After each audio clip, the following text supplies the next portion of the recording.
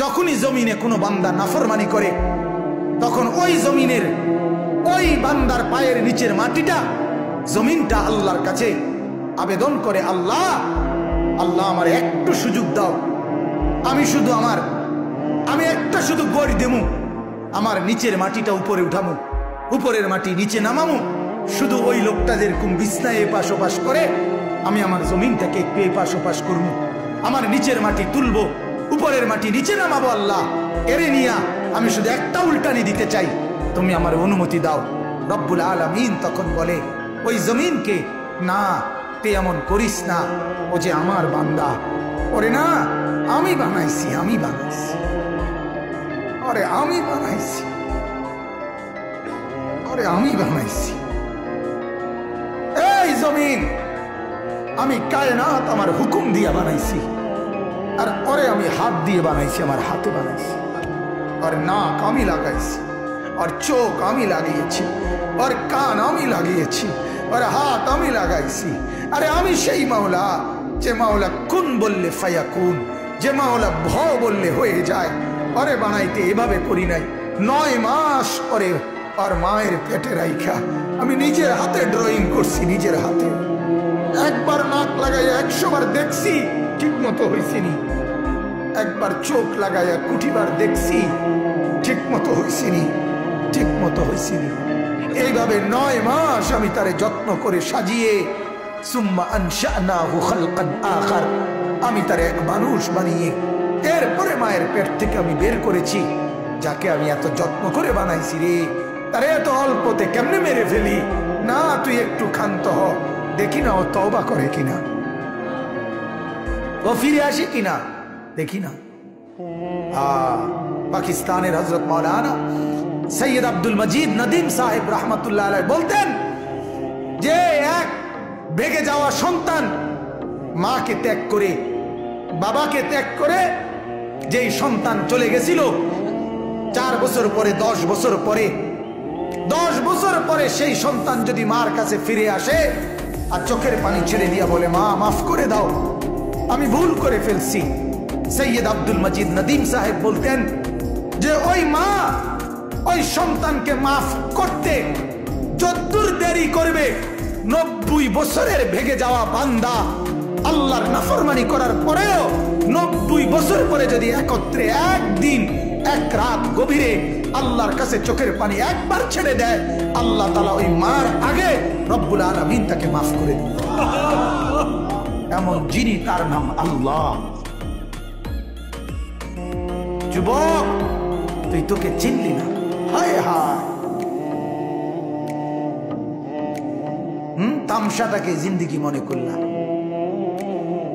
1 plate biryani দিবে, 1 plate খিচুড়ি দিবে, 2টা জিলাপি দিবে, এর জন্য জিন্দেগিটাকে কামিয়াবি বানাইলা, এটা কি মনে করলা সফলতা? কিছুক্ষণ মোবাইল চালাইলা, কিছুক্ষণ মেয়ে দেখলা, ছবি দেখলা, নাটক দেখলা, নাচ দেখলা, আর কিছুক্ষণ ঘুমিয়ে রইলা, এটাকেই জিন্দেগি মনে করলা। আর আপনারা যারা ব্যবসায়ী কামাই রোজগারি করেন, আর আপনারা এই কিছুক্ষণের কামাই আর বউ বাচ্চার জন্য ভাত মাছ কিনা, এই কদ্দুরকেই জিন্দেগি মনে করলেন। আহা, এই সামান্য কদ্দুর ফিকির, এটা তো পিঁপড়ার ফিকির, পিঁপড়া। আমাদের বাংলাদেশের একজন শ্রেষ্ঠতম আলেমে দ্বীন, গবেষক আলেম ডক্টর আফম খালিদ হোসেন, অনেক বড় মাপের আলেম এবং জ্ঞানী গবেষক, উনি বলছেন এক পিঁপড়া সামান্যটুকু খাবার খায়, হ্যাঁ, কিন্তু এরপরও সে জমা করে রাখে। এক হাতি 250 কেজি খাবার প্রতিদিন খায়, একদিন 90 লিটার পানি প্রতিদিন খায়। উনি বলছেন কিন্তু কোনদিন হাতি সে পরবর্তী বেলার খাবার কান্দে করিয়া তার কাছে নিয়ে আসে না, সে এরপরে প্রতিদিন মাওলার উপরে তাওয়াক্কুল করে থাকে। রব্বুল আলামিন 250 কেজি খাবার প্রতিদিন তার কাছে পৌঁছায় দেয়। হযরত বলেন এক সাগরের তিমি 1 লোকমায় যেই খাবার খায়, 1 লোকমা 200 শক্ত সামর্থ্য জোয়ান যুবক গোস্ত ভাত খাইয়া একবারে যা খাবে, এই সাগরের তিমি 1 লোকমায় তার চাইতে বেশি খাবার খায়। সাগরে কত লক্ষ তিমি, কি পরিমাণ খাবার মালিক সরবরাহ করতেছে, তাইলে তুমি তুমি কেন এত পেরেশান হইয়া গেলা? তুমি কেন পেরেশান হয়ে? ছেলেটাকেও কামে লাগাই দিলা, মেয়েটাকেও কামে লাগাই দিলা, ফুতের বড়ও কামে লাগাই দিলা, নিজেও কামে লাগাই দিলা। কেউ কাউরে জিজ্ঞাসা করো না, কিরে বাবা তোমার নামাজ পড়ো না কেন? স্বামী স্ত্রীকে বলে না, স্ত্রী স্বামীকে বলে না, বাবা মা সন্তানকে বলে না, সন্তানাদি বাবা মার ফিকির করে না, কারো কোনো ফিকির আখিরাতের নাই। এতগুলো মানুষ মিল্লাই বাত এক লোকমা। জি জি জি জি। অথচ রব্বুল আলামিন যেটা বললেন যে আমি একমাত্র মুখাপেক্ষী, আমার কাছে সবকিছু মজুদ আছে।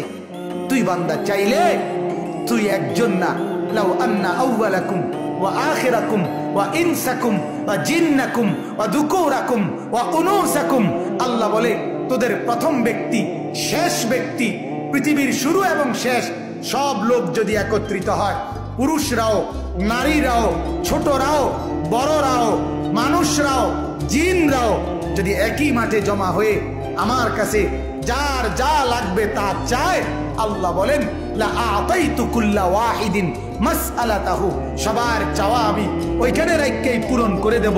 মা নাফিদাত মিন খাজাইনি শাইউন, আমার ভান্ডার থেকে এক ফোঁটাও কমবে না। এমন যিনি তিনি আল্লাহ। তাকে ছেড়ে কোথায় দৌড়াচ্ছেন? আল্লাহকে ছেড়ে কোথায় যাচ্ছেন? আল্লাহকে ছেড়ে কোথায় গেলেন? যুবক আল্লাহকে ছেড়ে কোথায় গেল? নামাজ না পড়ে নর্তকী দেখে লাভ কি হয়েছে পর্যন্ত বলো না একবার। ওই মাদেরকে বলো না, মা এই পর্যন্ত বেপর্দা হয়ে যত মহিলা পুরুষকে দেখাইলা, মা কে তোমারে কয় টাকা চাঁদা দিছে এই পর্যন্ত? 2টা পয়সা তোমারে কোনোদিন দিছিনি, চাইয়া না গেল যা। কথা বোঝেন নাই? তোমার তো দেখে গেল, কিন্তু দ্বিতীয় পয়সা তো দিল না। কি পাইলা? পাইলাটা কি দুনিয়া? অবুঝ মানুষ বুঝতে চায় না, অবুঝ সন্তান বুঝতে চায় না। তার সমস্ত দুশ্মনী নামাজের লগে, তার সমস্ত দুশ্মনী আল্লাহর সাথে। সে তার একটা বন্ধু, সামান্য একটা বন্ধু, তার এই সামান্য পরিচয়, তারও মন রক্ষা করতে সে রাজি, কিন্তু সে তার মালিকের মন রক্ষা করতে রাজি। হায় হায় হায়।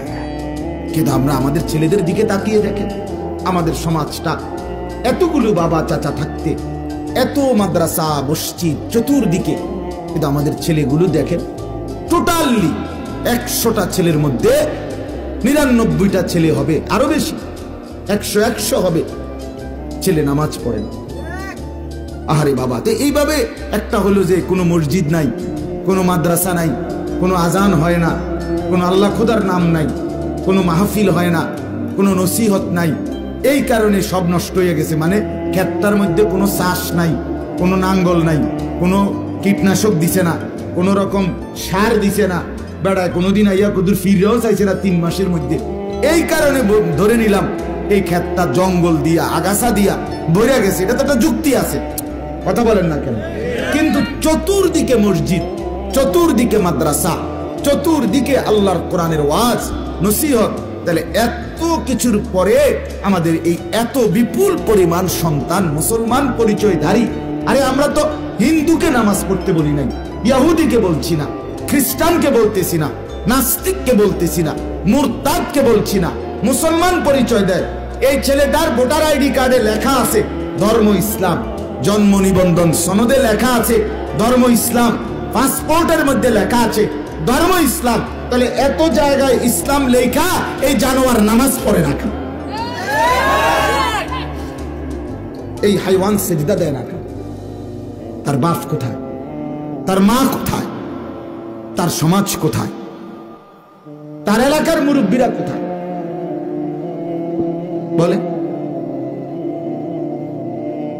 বলেন আপনারা। আশ্চর্য, আমাদের ছেড়ে দিছে সবাই। আমরা সমাজটা হাল ছেড়ে দিছি, সবাই মিলেমিশে যার যা মন চায় খাও দাও ফুর্তি করো। কারো কোনো মানে চোখের সামনে অশ্লীলতা, চোখের সামনে মসজিদের সামনে মা 10টা ছেলে 20টা ছেলে আড্ডা দিতেছে, ওমা একটা মুরব্বীর মুখ দিয়া এটা শব্দ নেই। কারো কোনো মাথা ব্যথা। আর কদ্দুর 10 জন বুড়া মানুষ একত্র কদ্দুর, এ কথাটা তো কইতারে কি আমগো এলাকার ফোলাফান্ডি যে এভাবে একটা ওয়াক্ত নামাজ পড়ে না, এর জন্য কি আমরা কিছু করতে পারি কিনা? এই কদ্দুর কথাও তো মুখ দিয়ে কদ্দুর কইতে পারে, আমি কোনো আলাপ নাই, শুধু বন বিড়ি চা, টেলিভিশনে বেডিতে নাচ চাওয়া, চা দোয়ানে বই বই গপ মারং ছাড়া, ফাঁকনা কথা ছাড়া আর কিছু না। সবাই সবার মতো, বা ছেলেরা ছেলেদের মতো, মেয়েরা মেয়েদের মতো, মহিলারা মহিলাদের মতো, মুরব্বীরা মুরব্বীদের মতো। আরে বাবা, তাইলে আমাদের একজন বক্তা, দুইজন বক্তা, 10 জন, আমার শায়েখ আল্লামা মুফতি মুশতাকুর নবী কাসিমি হযরত সেদিন বলতেছে, মাওলানা আমরা বক্তা সারা দেশে মিল্লা কয়জন হইব কোন?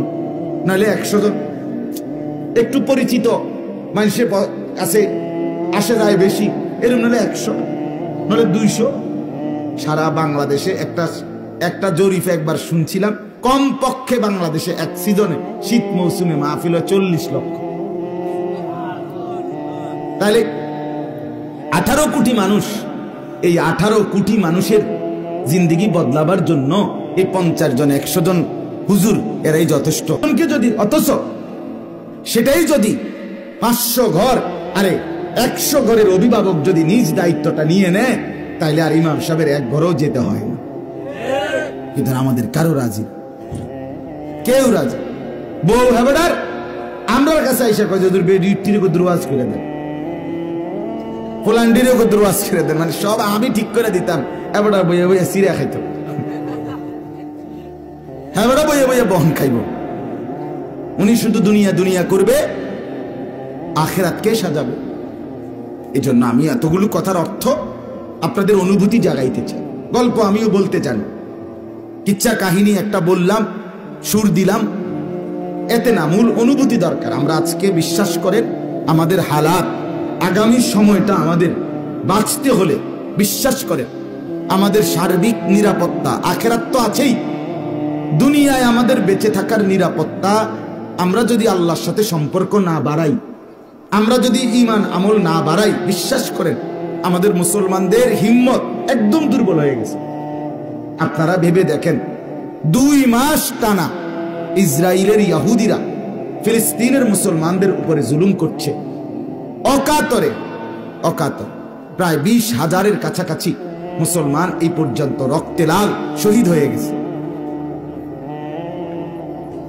প্রায় 7 থেকে 8 হাজার মাসুম বাচ্চা শহীদ হয়ে গেছে।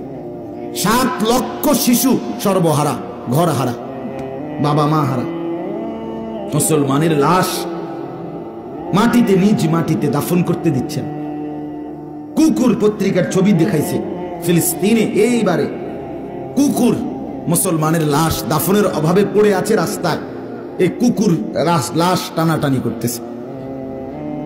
এখন এত জুলুম, এত নির্যাতনের পরেও আমরা 180 কোটি মুসলমান, 57টি মুসলিম রাষ্ট্র, আর ইসরায়েলের ইহুদি সর্বোচ্চ খবর পত্রিকায় এবং চ্যানেল সহ সব জায়গার রিপোর্ট হলো সর্বোচ্চ হলো 97 লাখ অথবা 92 লাখ, মানে 1 কোটির নিচে।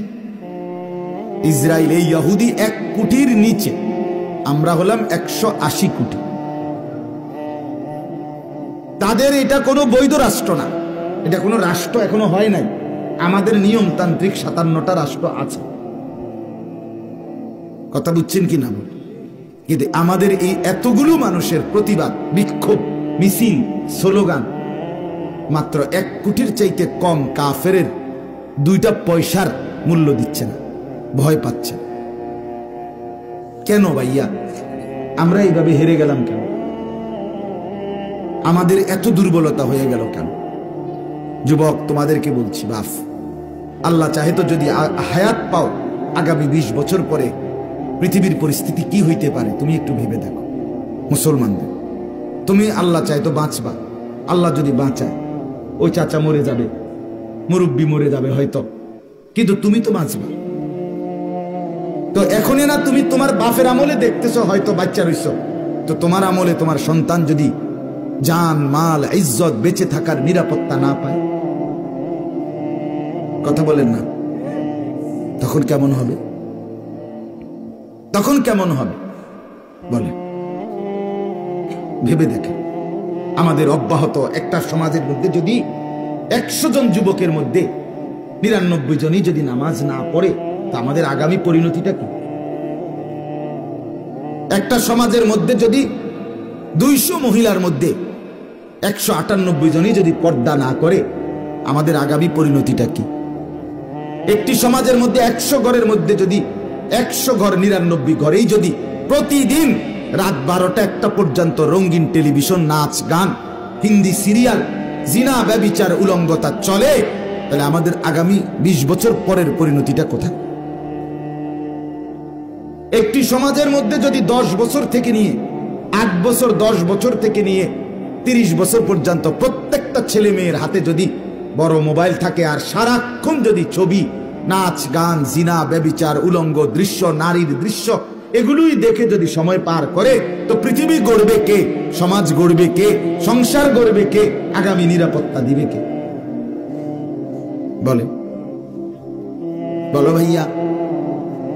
আমি এই জন্য নিজের অস্থিরতা থেকে এগুলো বলি। পেরেশানি, অনেক পেরেশান। আমাদেরকে তো আরো সামনে আগাইতে হবে, আমাদের জিন্দেগি তো আরো সামনে যাইতে হবে। তা আমাদের এই ছেলেরা, এদের 6 বছরে, 5 বছরে, 1 বছরে কোনোদিন মনেও পড়ে না যে তারা যে মুসলমানের মতো চুল রাখে না, কাফেরের মতো চুল, বেঈমানের মতো চুল, একটু বিবেকও জাগে না যে এটা আমি কি রাখতেছি। 1 ওয়াক্ত নামাজ পড়ে না। তাদের কোনো পেরেশ কিরে তোর মা কো, মানে মা বাপ বংশের কোনো পরিচয় নিয়ে তার কোনো লাজ লজ্জা কিচ্ছু নেই। মানুষে কি মনে করবো কিরে আমি মুসলমান, আমি নামাজ না পড়লে, আমি মনে করেন আমি একটা জিনিস মনে করেন, আমি আজকের মাহফিলের বক্তা, এখন আমি আইসিএনএ মাগরিবের আজান দিছি, তা আমি যদি বাইরে কই যে আমি কোথাও ঘুম যাবো, তা আমি শুয়ে রইলাম ধরেন আধা ঘন্টা শুয়ে রইলাম, আর এনে মাগরিবের নামাজ পড়ে যায়, এরপরে উঠতে আইয়া ওয়াজ করলাম। আচ্ছা, এই এখানকার একটা মানুষ যদি শুনে এই কথাটা যে এই হুজুরটা মাগরিবের নামাজ না পড়ে এনে আইসে ওয়াজ করতো, তাইলে একটা মানুষ তার আমার প্রতি 1 জাররা কোনো ভক্তি সম্মান দেখাবে? বলবে এরম বাটফার বুঝি হুজুর। কথা বলেন না কেন? বলবে কি না বলেন? এরম বাটফার হুজুর হয় কেমন? এটা কি বাটফারে না, সিটারে না রে। এতে বেটা নামাজের টাইমে ঘুম যায়, এটা আইয়াও না এসে ওয়াজ করতো, এরম অজাত হুজুর তার শুনছি না এরম। আপনি আমার ব্যাপারে যদি এতগুলো মন্তব্য আসে, তো তুমি যুবক যে মুসলমান পরিচয় দিয়া, তোমার বাপ মুসলমান, তোমার মা মুসলমান, তোমার বংশ মুসলমান, তুমি যে নামাজের ওয়াক্তে 1 ওয়াক্ত নামাজ পড়ো না, তুমি বাটফারের মানুষে কিছু কয় না? কথা বলেন না? তুমি চিটার রে কিছু কেউ বলে না? তুমি অসৎকে? তোমার বিবেক কোথায়? তার মানে তার হিসাব হইল লোকে কে কি বলে, কি মনে করে আমি জানোয়ার, এটা নিয়ে ভাবার কি দরকার? কুকুর তো নিজে বোঝে না যে তাকে কেউ কিছু মনে করে কিনা, শুকর তো বোঝে না তাকে কেউ কিছু মনে করে কিনা, ছাগল তো বোঝে না তাকে কেউ কিছু মনে করে না, এজন্যই তো সে জানোয়ার। অতএব যে মুসলমান, যে মানুষ সুস্থ স্বাভাবিক, সে অনুভব করে যে আমাকে লোকে মন্দ বলবে, আমাকে মানুষ ঘৃণা করবে, আমি মুসলমান, আমি নামাজ না পড়লে, আমি মেয়ের পিছনে হাঁটলে, আমি মোবাইলে উলঙ্গ ছবি দেখলে, আমি নাচ গান দেখলে আমাকে লোকে মন্দ বলবে। এর দুর্বিবেক যার মাথায় কাজ করে না, ব্রেনে কাজ করে না, আর তুই মানুষ না বেটা, তুই মানুষ না বেটা, জন্তু, জানোয়ার।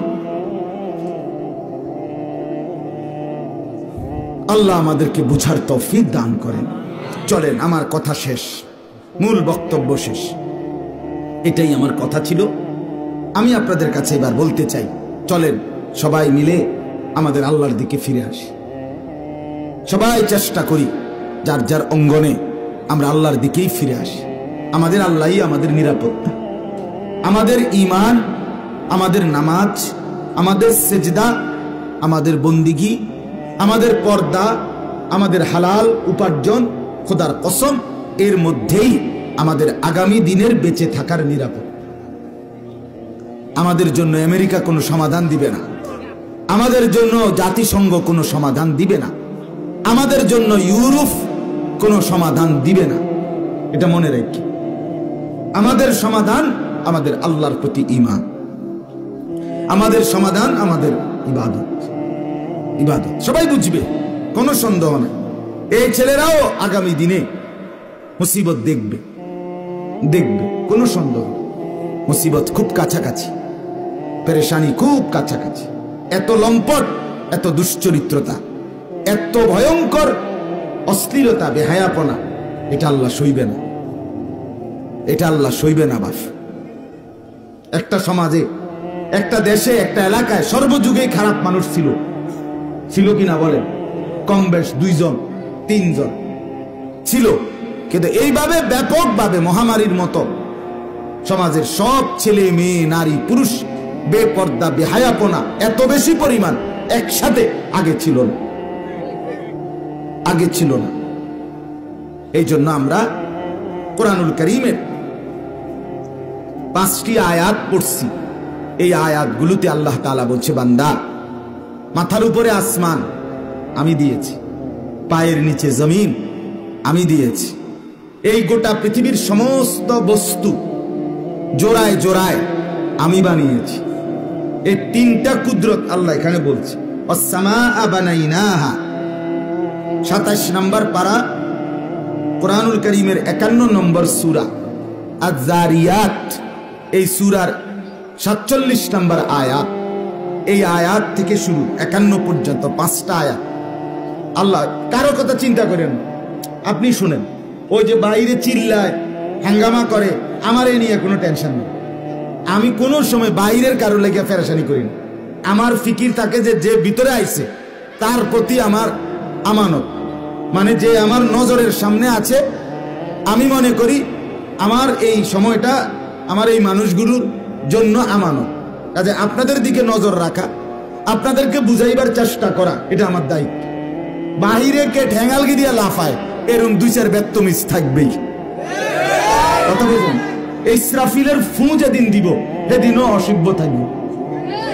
একেবারে যেদিন ইসরাফিল কি দিতেছে, ফু দিছে, সেই দিনও কি থাকবে তো আর কি। তাহলে একজন মানুষ এই সমাজের সবাইকে একসাথে একই দিনে চেঞ্জ করতে পারবে না। এটা লইয়েই চলতে, ভালো মন্দ, সৎ অসৎ, এই নিয়েই দুনিয়া। সব ভালো যেখানে এটার নাম জান্নাত, সব মন্দ যেখানে ওইটার নাম জাহান্নাম, আর উভয়টা যেখানে এটার নাম দুনিয়া। সব সুখ যেখানে এটার নাম জান্নাত, সব দুঃখ যেখানে সেটার নাম জাহান্নাম। দুঃখ আর সুখ মিল্লা যেখানে এটার নাম হলো দুনিয়া। সব আনন্দ যেখানে এটার নাম জান্নাত, সব বেদনা যেখানে ওইটার নাম জাহান্নাম। আনন্দ আর বেদনা মিলে যেখানে এটার নাম দুনিয়া।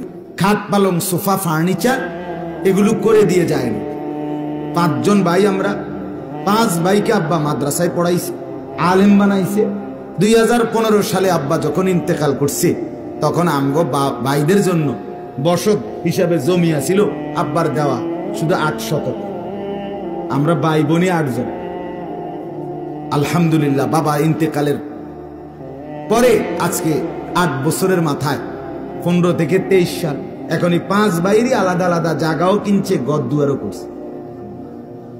তো কি এই জন্য বাবা ছেলেকে ঘর দুয়ার আর খাট পালং করে দিতে হয় না, সেজদা শিখাইতে হয়, নামাজ শিখাইতে হয়, কোরআন শিখাইতে হয়।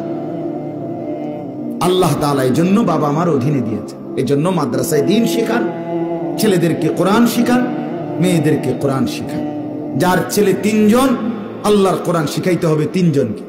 যার মেয়ে 3 জন, আল্লাহর কোরআন শিখাইতে হবে 3 জনকে। নবীজি বলছে, আলা কুল্লি মুসলিম, প্রত্যেক মুসলমানের উপরে দ্বীনি ইলম অর্জন করা ফরজ। বুড়া মানুষেরও, জওয়ান মানুষেরও, নারীদেরও, পুরুষদেরও, ছেলেদেরও, মেয়েদের। ভিক্ষা দিলে হইতো না, ভিক্ষা দিলে হইতো না, বুঝিননি? মানে আমনের জি ফুট 7 জন, হুজুর আপনারা কওনে ওয়াজুন্নে 1 জন ফুট দিছি মাদ্রাসাত, মানে আপনি ভিক্ষা দিছেন নাকি? তা বাহ বাহ বাহ, মনে হয় আপনারা ভিক্ষা দিছে। না না, আপনি ভিক্ষা দিয়েন না। আপনাকে রাসূল বলছে, সন্তান ছেলে মেয়ে যতজন দিন শিখতে হবে ততজন। কতজন? 3 জনে কয়জন? বলেন না কয়জন? 4 জনে কয়জন? মনে রাখ, হাসরের ময়দানে কোরআনে আছে যে সন্তান মা বাবার গাফলতির কারণে, মা বাবা দিন না শিখানোর কারণে জাহান্নামী হবে, খোদার কসম ওই সন্তান জাহান্নামে যাওয়ার আগে আল্লাহকে বলবে, আল্লাহ আমার মা বাপকে একটু দেখতে চাই। আল্লাহ বলবে কেন? বলছে আজকে জাহান্নামে যাচ্ছি, এই মা বাপ ছোট্টবেলায় দিন শিখায় নাই, আল্লাহ চিনায় নাই, নামাজ পড়ায় নাই, আজকে জাহান্নামী হলাম। এই জন্য ওই মা বাপকে এনে না জাআলহুমা তাহতা আকদামিনা, পায়ের নিচে ফালাইয়া দুই পাও দিয়া কতক্ষণ লাইঠাইয়া সোঁটটা এরপরে জাহান্নামে যাবে। এটা কোরআনের আয়াত। এই অচিরেই দেখবি, অচিরেই এই তাফালিং চুল এটার খেসারত হেতেরও দিতে হইব, বাপেরও দিতে। দিন শিখাইলেন না কেন? এক ওয়াক্ত নামাজ পড়ে না 16 বছরের দামরা, হ্যাঁ 18 বছরের দামরা খারাইয়া মতে, আপনি শিখাইলেন কি? আপনার বাবার সার্থকতা কি? আমার জীবনের আর রইল কি? আমার জিন্দিগির আর কি রইল? হ্যাঁ আমার জীবনের আর সার্থকতা কি? সারাদিন বন্ধুদের সাথে আড্ডা দেয়, রাত্রে কেন মা বাবার ঘরে আসে? ওই হাইওয়ানকে বলতে পারেন না যে আড্ডা দিছো যাদের সাথে নামাজ না পড়ে তাদের সাথেই রাত কাটাও? খানার টাইমে বাবার উপার্জন খায় কেন? থাকার টাইমে বাবার ঘরে আইসা থাকে কেন? বলে আমি আমার জীবনে একবার আমার আব্বারে বলছিলাম, আব্বা আমি এই মাদ্রাসায় আর পড়বো না, আরেকটা মাদ্রাসায় আমারে ভর্তি করান আমার ছাত্র জীবনে। কসম আমার আব্বা সাথে সাথে বলছে, ফুত ছোট তখন আমি, পরের বেলা ভাত এক লোক না ভাত আমার ঘরে আর খাইও না, সাবধান বাইর। আমি যেই মাদ্রাসায় দিছি এটাতেই পড়তে, নাহলে আর ভাত পরের লোক এক লোক মা ভাত খাইও না, সাবধান বাইর। পরে আমি কানতে কানতে ওই মাদ্রাসাতেই ফিরে গেছি। বুঝছি এই বাপ বড় শক্ত বাপ, ছাড়বে না। বাবার সেই কঠোর শাসন আলহামদুলিল্লাহ আজকে আপনাদের সামনে দুইটা কথা বলার তৌফিক দিছে। ছেড়ে দিলে হবে না, ছেড়ে দিলে হবে, ছেড়ে দিলে নষ্ট হয়ে যাবে, চরিত্রহীন হয়ে যাবে। তলে তলে বেনামাজি ছেলে, অবস্থা খুব খারাপ, কিচ্ছু নাই, ভিতরটাকে জোকা বানায় লেছে, ভিতরটা খোলস বানায় লেছে। নারী দেখতে দেখতে, ছবি দেখতে দেখতে, উলঙ্গ দৃশ্য দেখতে দেখতে শরীরে শক্তি, যৌবনের শক্তি কিচ্ছু নাই। যত ছেলে বেনামাজি সারাদিন মোবাইল টিপে, আপনি কসম আপনি পরীক্ষা করে দেখেন সবগুলো নাফরমানের চোখ ভিতরের দিকে ঢুকে গেছে, কোডি সাফা জাগাত নেই। গুনাহ, অসভ্যতা, অশ্লীলতা, কোমর দুর্বল করে ফেলছে। 18 বছরের ছেলে পরিশ্রম করার কথা, এক জগ ফানি দিতে গেলে ফাইতাম না, দুগা বাড়িত করে তার বাপেরে বলে যে দুগা বাদ দিয়ে তোর আব্বারে বাজারে দোকানে, ফাইতাম না। বেডি সেবানি, হ্যাঁ ফানি। মোবাইল ছবি দেখবানি, হ্যাঁ পারবো। মানে এটা হলে 100 কিন্তু বাবার খেদমত, মায়ের খেদমত, একটু সংসারের সামান্য কাজ, হ্যাঁ ঘর গৃহস্থের একটু কাম, তার গায়ে শো। বাবা মা তাকায় তাকাইয়া সন্তান ফালে। আল্লাহ আমাদেরকে বিবেক দান করেন, আল্লাহ আমাদেরকে বুঝ দান করেন, আমাদের সন্তানদের জন্য, স্ত্রী পরিবারের জন্য ফিকির করবেন। আল মাদ্রাসাতুল মদিনা, এই মোহনপুর মাদ্রাসা আল্লাহ কবুল করেন। আজকের থেকেই পরিবর্তন শুরু করেন। কমপক্ষে ভিতরে যারা বসছেন ছেলেরা, বাবা আজকের এশার নামাজ পড়ো, তাইলে কমপক্ষে প্রমাণ হবে এই বাহিরের ফালতুদের চাইতে তুমি একটু ভিন্ন। অনুরোধ, মিশে যাইও না এই সমাজের দুষ্টদের সাথে, এই সমাজের অসতের সাথে। সে তোমারে চরিত্রহীন বানাইয়া, ফসাইয়া, গলাইয়া, গন্ধ ছুড়াইয়া এরপরে তোমারে ছেড়ে দিবে। এই জন্য ছেলেরা যারা ভিতরে বসছ, তোমাদেরকে অনুরোধ করল, বখাটে দুশ্চরিত্র, উলঙ্গ ছবি দেখে, নাচ গান দেখে, অশ্লীল কথা মুখ দিয়া বলে, অসভ্য গালিগালাজ করে, হাসে মাতালের মতো, ছাগলের মতো, প্রতিবন্ধীর মতো, এই সমস্ত বিকৃত রুচির মানুষ, যুবক ছেলে পেলের সাথে চইল না ভাই, চইল না। আল্লাহ তাআলা আমাদেরকে তৌফিক দেন, এই সমাজকে আল্লাহ ভালো রাখেন, মাদ্রাসাকে আল্লাহ কবুল করেন। ইনশাআল্লাহ এশার নামাজের বিরতি হবে এখন।